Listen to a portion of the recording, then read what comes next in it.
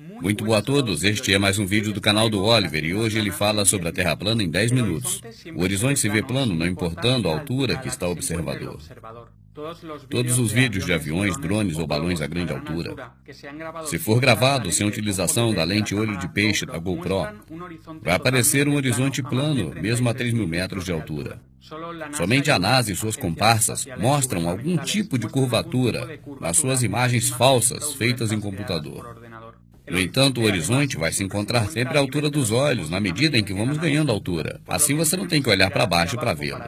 Se a Terra fosse uma esfera, sem levar em conta seu tamanho, o horizonte não se elevaria, ficaria fixo e teríamos que olhar para baixo para poder enxergá-lo.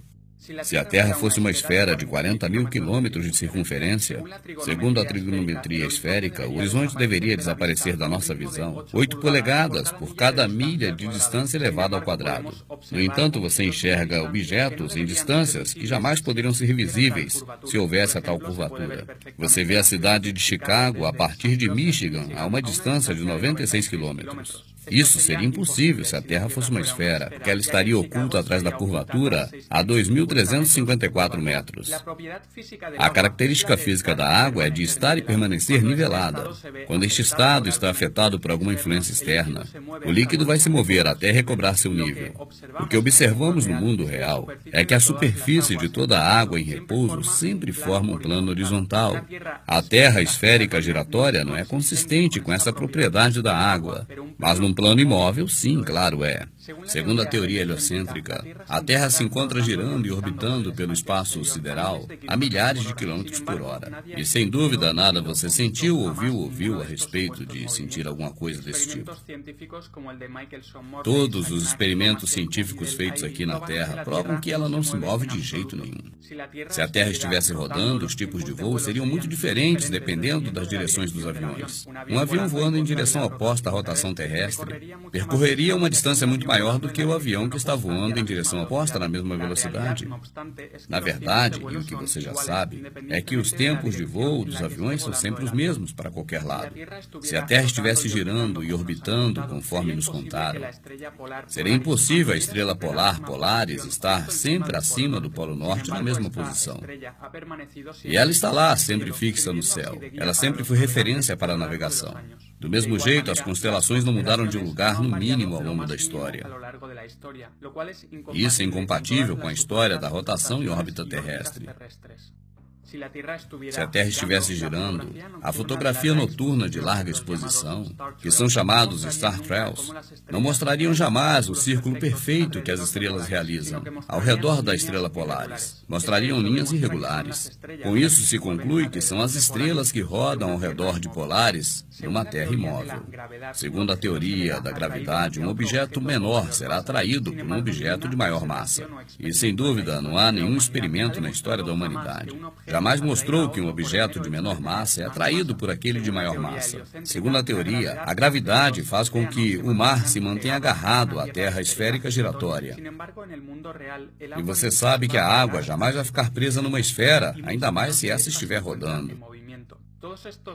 Todos estes fenômenos atribuídos à gravidade nunca, jamais foi observado no mundo real. Portanto, de acordo com o método científico, isso não está certo, pois esse tem um critério a ser adotado. Segundo a teoria heliocêntrica, estes efeitos da gravidade estão acontecendo no espaço sideral, e somente a NASA e suas comparsas conseguem perceber isso. Mas quando analisamos as imagens apresentadas pela NASA, vemos que na verdade são todas composições gráficas feitas por computador. A partir da missão Apollo 11, que supostamente teriam pisado na Lua, existem inúmeros exemplos de fraudes feitos pela NASA. A fotografia oficial do planeta de 2012 apresenta nuvens clonadas no Photoshop. A foto oficial de 2015 mostra a palavra sexo em inglês nas nuvens. O tamanho dos Estados Unidos varia enormemente entre a fotografia de 2012 e 2007. A suposta gravação de Júpiter de 2016, feitas pela Hubble, é claramente uma animação de computador. Além disso, as fotografias de Júpiter de 2014 e de 2016, elas são idênticas. Sabemos também que nas gravações da estação espacial dá para se ver bolhas d'água, o que demonstra que esses astronautas não estão no espaço sideral, mas sim numa piscina, e o fundo é modificado pelo computador, como se fazem nos filmes. Outros detalhes fraudulentos têm sido detectados nas gravações da ISS. Usam cabos para simular o efeito da gravidade zero. Segundo o modelo heliocêntrico, o Sol é uma bola de fogo muito maior do que a Terra. Ela se encontra a 150 milhões de quilômetros. No entanto, gravações feitas nas alturas mostram um foco de luz logo abaixo do Sol. Isto mostra que ele está muito perto da Terra, logo acima das nuvens. O tamanho do Sol e também da Lua são muito menores do que o da Terra. Isso você pode ver a olho nu. Os raios crepusculares que chegam até nós através das nuvens também prova que o Sol está muito perto, porque se o Sol estivesse tão longe, os raios entrariam de forma paralela e não de forma triangular. Os eclipses são previstos hoje exatamente como as civilizações antigas previam há muitos séculos atrás, muito antes de se inventar a teoria heliocêntrica de Copérnico. Obtendo as datas dos eclipses anteriores, consegue-se prever claramente os eclipses que ocorrerão no futuro, porque seguem sempre os mesmos padrões. E a causa dos eclipses, segundo o modelo heliocêntrico, é o perfeito alinhamento no espaço sideral da Terra, a Lua e o Sol. E, sem dúvida, a causa real é muito diferente. As antigas civilizações e muitos astrônomos ao longo da história têm falado de círculos escuros que não emitem nenhuma luz. E esses estão girando no firmamento junto às demais estrelas. E este efeito foi comprovado recentemente em um voo turístico, onde as pessoas pagaram para ver o eclipse solar 2015 desde o alto. As gravações feitas de dentro do avião mostram círculos escuros próximos ao Sol. E foi um deles que o tapou para provocar o eclipse. A televisão mostrou imagens editadas onde ocultaram esses círculos. No modelo da Terra esférica, existem dois polos opostos. Está um a cada lado do globo. E, sem dúvida, existem grandes diferenças entre o extremo norte e o extremo sul. No extremo norte, as temperaturas são muito superiores. E há grande diversidade entre flora e fauna. Ao contrário, no sul, as temperaturas são bem menores. A existência de flora e fauna é praticamente nula.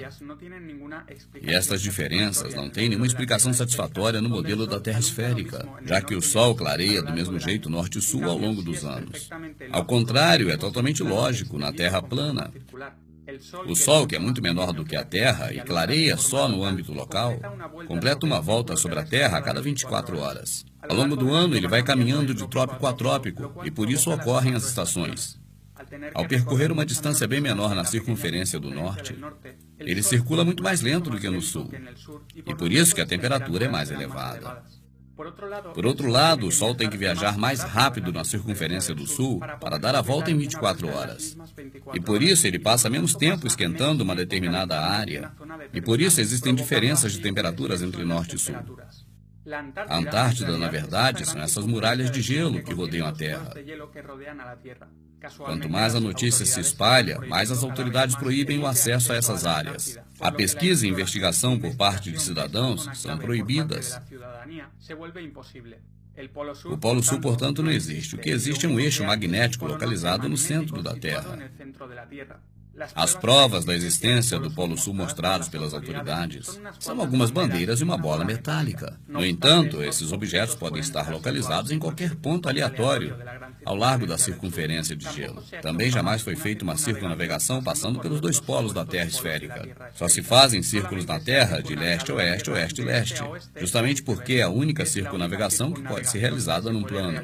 As circunnavegações polares que disseram que fizeram são creditadas às pessoas das famílias Rothschild e do governo, e o mesmo acontece com as viagens espaciais. As verdadeiras estrelas e planetas são muito diferentes dos gráficos criados pelos computadores da NASA. A realidade são luminárias que mudam constantemente de forma e de cor. Hoje elas podem ser enfocadas normalmente com câmeras modernas. Então fica provado que não são esferas gigantes que estão a milhares de quilômetros de distância, mas que são na verdade luzes no firmamento e estão a poucos quilômetros da Terra. Siga o canal, faça sua inscrição, porque o Oliver continuará falando destes assuntos. E como sempre, muito obrigado e até o próximo vídeo.